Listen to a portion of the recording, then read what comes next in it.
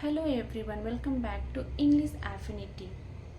Do you know English words but still translate in your mind before speaking? That takes time. Today I'll show you how to think in English so you can speak faster and better. Don't translate, just think of the English word. For example, when you see a tree, say tree in your mind. When you see water, say water in English.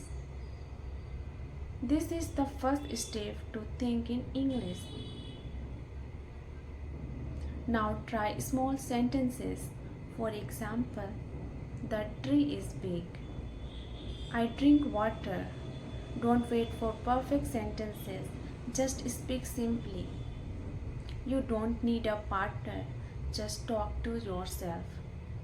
For example, in the morning, say, I am feeling happy today.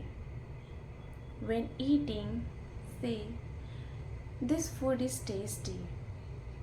This will help you think in English every day. One small trick, set your phone language to English.